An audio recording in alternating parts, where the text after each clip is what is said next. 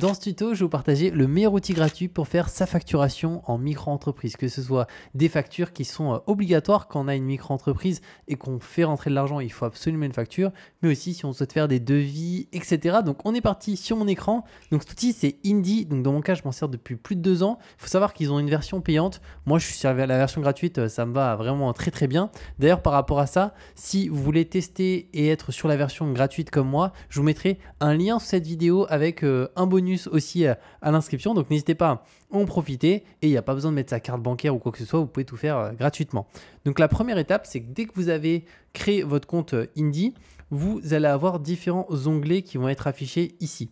Alors, vous pouvez, si vous le souhaitez, synchroniser votre compte bancaire que vous utilisez pour votre micro-entreprise pour que les transactions remontent ici.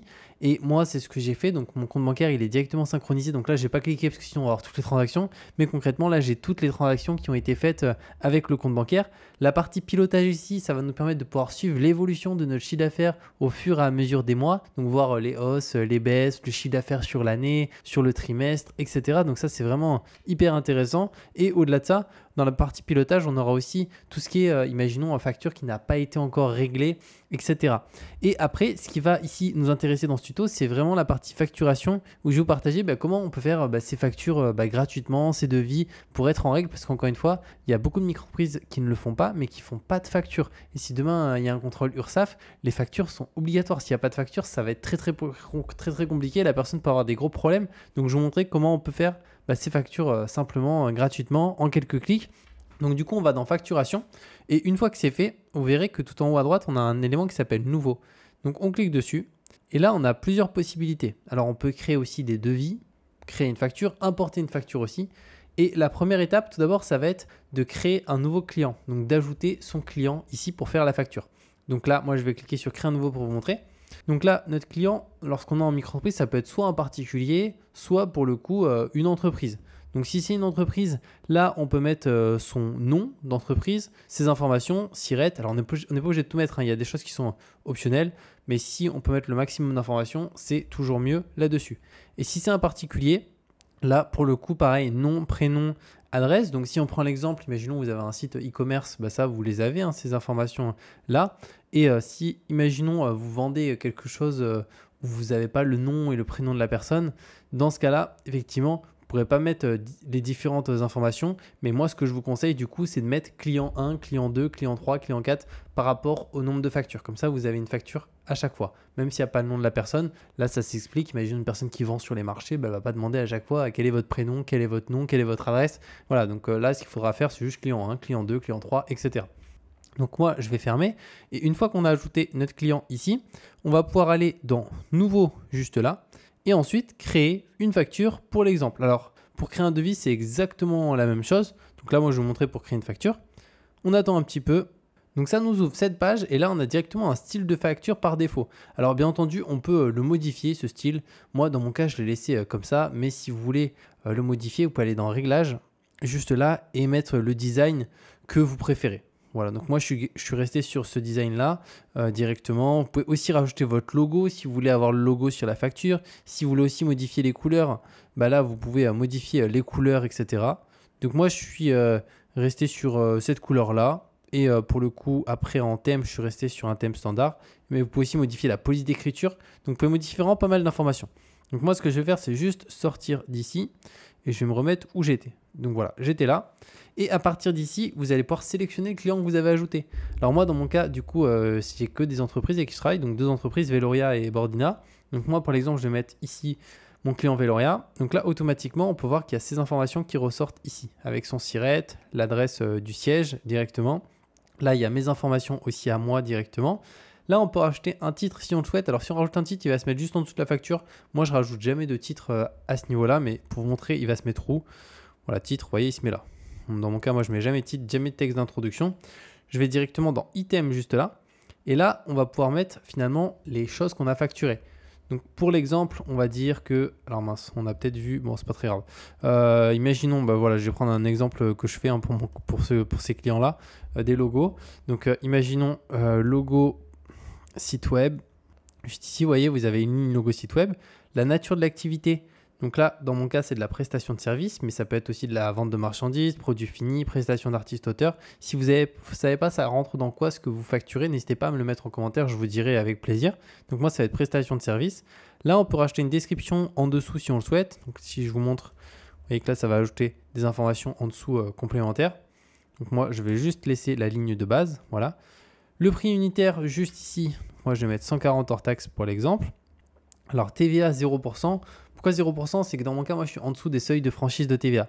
Mais si vous êtes au-dessus des seuils de franchise de TVA, donc dans mon cas, moi, la prestation de service, c'est autour des 36 000 et quelques euros. Là, il faudra facturer la TVA. Donc du coup, ici, ça sera en hors taxe. Par contre, là, ici, il faudra directement mettre la TVA non pas à 0, mais à 20%. Moi, je vais laisser tel quel, dans mon cas. Et ce qui est bien aussi, c'est que sur Indie, on est prévenu. Dès qu'on se rapproche des seuils et tout, donc ça, c'est vraiment trop bien. Ensuite, si je descends un petit peu plus là, je peux ajouter aussi un deuxième item. Donc imaginons, pour mon client, je vais aussi lui créer, je vais prendre un exemple, on va lui créer un site internet. Voilà, création d'un site web. Voilà, vous voyez, ça me fait une deuxième ligne. Là, c'est aussi de la prestation de service dans mon cas. Prix unitaire, je vais prendre un exemple, on va dire 2000 hors taxe. Voilà. Quantité, un site web directement.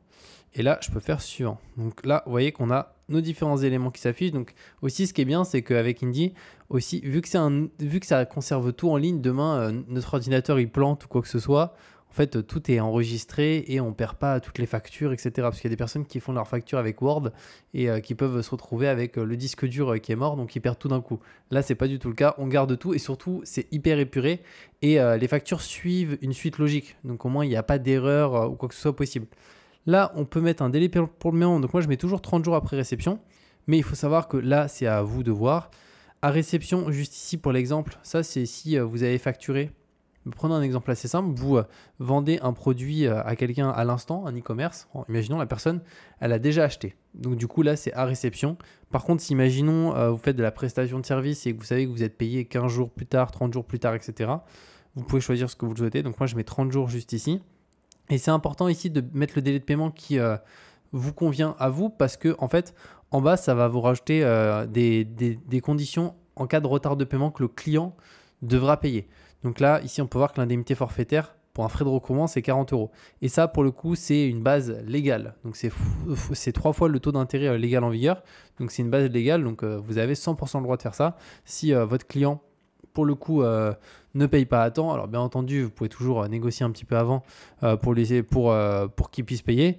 Mais si jamais, sachez que voilà, il devra s'engager à le faire. Moi, ça m'est déjà arrivé que des clients, ils devaient payer en 30 jours, ils ont payé en 45 jours, je leur ai pas fait payer 40 euros. C'est pas grave. Mais voilà, si jamais c'est quelque chose qui est possible, ça peut être un petit moyen de pression sur certains clients.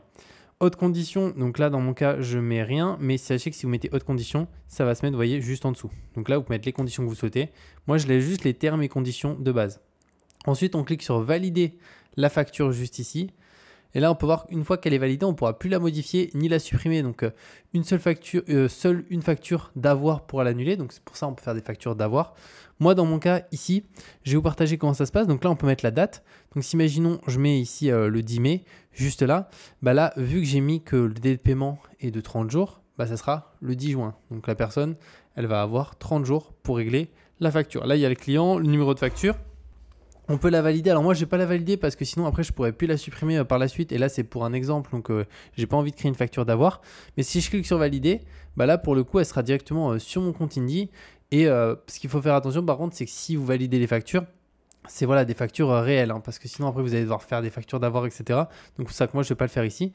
Mais sinon on peut cliquer sur valider et après on peut directement la télécharger en PDF et sinon l'envoyer directement au client si on le souhaite par mail très simplement. Donc ça, c'est vraiment top. Et après, comment ça se passe si on souhaite faire un devis? Alors, je vais faire fermer sans sauvegarder. Pour les devis, ça va être dans nouveau juste là.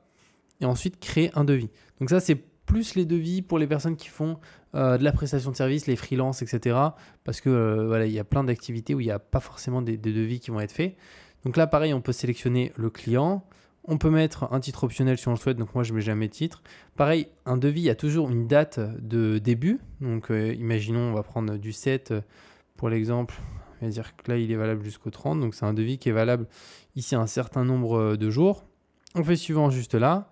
Là pareil, on peut mettre les différents articles qu'on propose. Il faut savoir que aussi ce qui est bien, c'est que Indie préenregistre. Donc Plus tard, quand vous aurez des données, si vous avez des clients où c'est après toujours la même chose, bah, il préenregistre les noms des items, la nature de l'activité, les prix, etc. Donc ça, c'est vraiment bien. Alors, on clique sur suivant. On peut mettre aussi notre délai de paiement juste ici. Donc moi, c'est 30 jours.